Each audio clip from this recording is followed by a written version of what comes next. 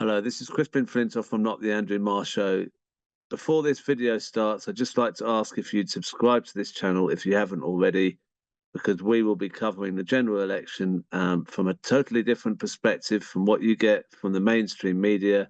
We'll be talking about the candidates who are taking on Labour and the Tories and pushing them all the way. So please subscribe and get updates. I'm really pleased to be joined on Not the Andrew Marr Show by Yvonne Ridley. Hey there, Yvonne. Yeah, I'm very well. Thank you for inviting me back. Well, I had to because when we were speaking about the flotilla a couple of weeks ago, you just dropped into the conversation that you were standing in the forthcoming general election in Newcastle, and I thought, well, that's a story that we need to cover. So thank you for giving me another story. But what I mean, I've looked up on what you've said about standing, and you've written it. There's a quote that says, "We've marched, protested, petitioned, and still they won't listen to our voices."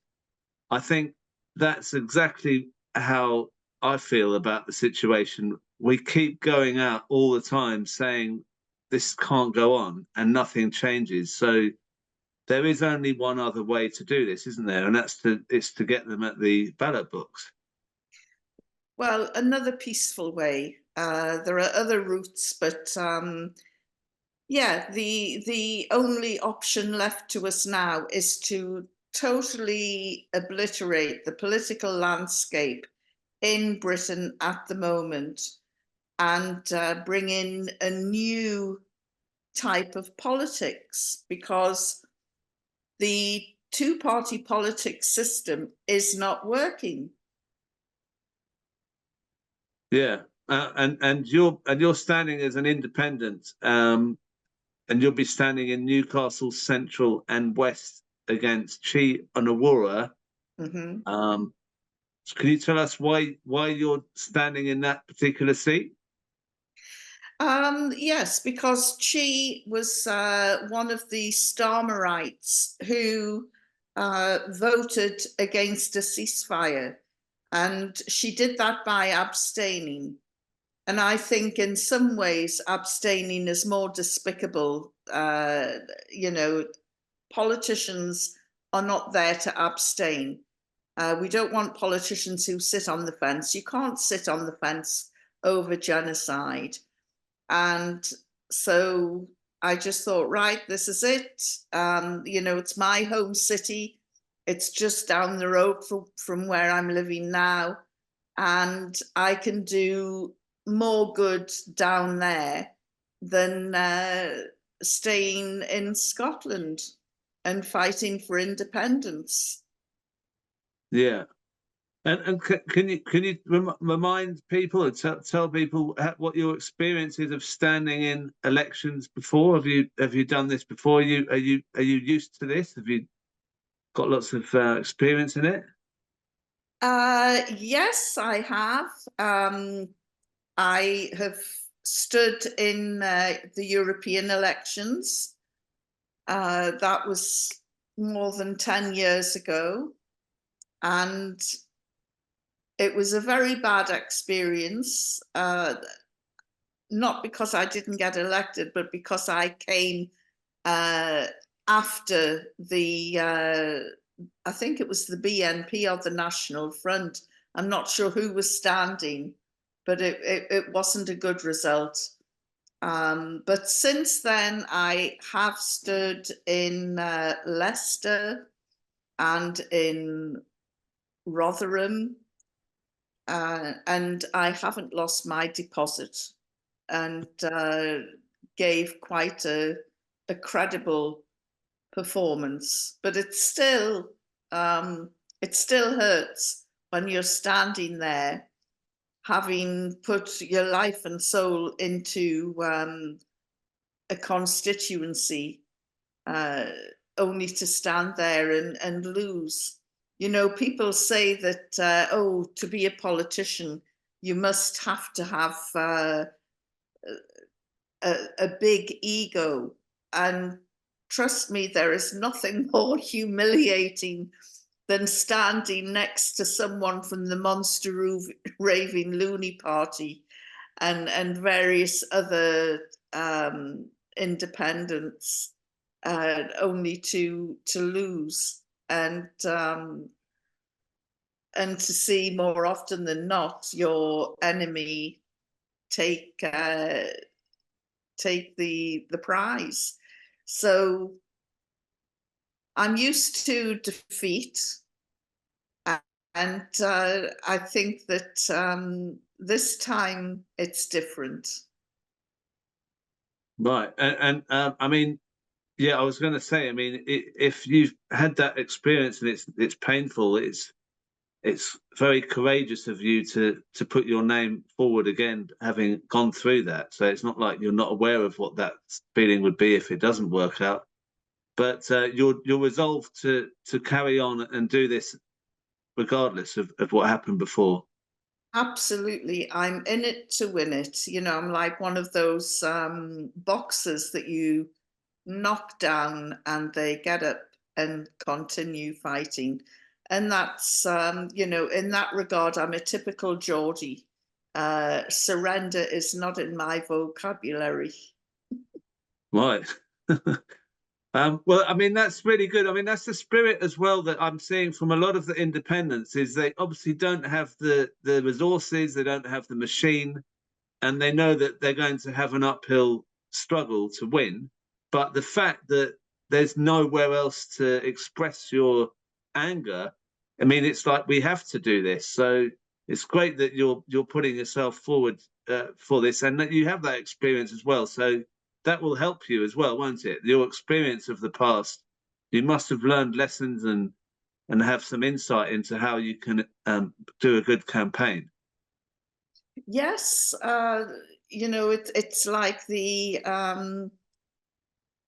there's a saying of two doctors coming out of the theatre saying the operation was a success. It's just a pity the patient died. And it's that sort of resolve that I have, that, you know, I am determined one way or another to win the seat of Newcastle Central and West. And as I say, surrender is just not in my vocabulary. I will fight this to the end, because I do feel very, very strongly about what has happened to British politics in recent years. You know, Keir Starmer sounds like a Tory, but he's Labour, but we know that you can't trust Labour.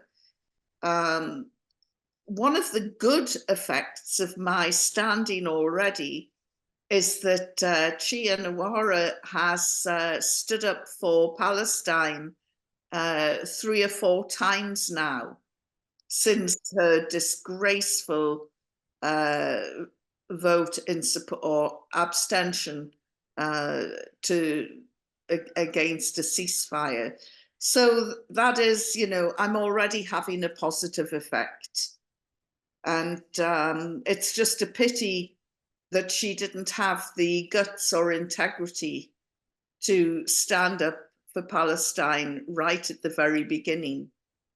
And all those Labour MPs who didn't are now looking over their shoulder, and they're seeing independents like me breathing down their neck, saying, we're coming for you. And of course, the public, I think, will be the main beneficiaries, because they don't like what's happening to their political system. You know, it's out of the frying pan or into the fire. They're caught between a rock and a hard place. Do I vote for Tory policies or do I vote for Labour policies? What's the difference? Nothing. You know, we've still got a situation in this country where child poverty is high. We should be ashamed of ourselves. This is the 8th richest country in the world, GDP wise, and yet we have the poorest pensions in Europe. Children suffering from rickets, something that was out of the book of Charles Dickens and consigned to the bin in the last century, is coming back again. It's horrendous. Now, I'd just like to ask you a bit about your background, because some of the candidates that are standing as independents have got quite remarkable pedigree. I mean, if that's the right word. And you are certainly in that bracket. I mean, we spoke to Pippa, who's standing in Newport, who said that she'd been jailed in an Israeli jail for trying to break the blockade in Gaza. Does that kind of experience resonate with you, jails and things like that? Have you got any good jail stories? Well, I do have a couple. I was arrested and locked up by the Taliban in Afghanistan in 2001, and went through 11 terrifying days in a prison in Jalalabad, then another prison in Kabul. And then a few years later, during the Arab Spring, I was arrested by some militia in Tripoli, Libya, but managed to talk my way out of that after a few hours. So I have had some challenging moments, and fully expected something seismic to happen this time when I went out to Istanbul to sail with a flotilla to break the siege of Gaza and deliver humanitarian aid. Unfortunately, that project was scuppered, but when I went out there, I fully expected the best case scenario I worked out was probably being locked up in the same prison as Pippa.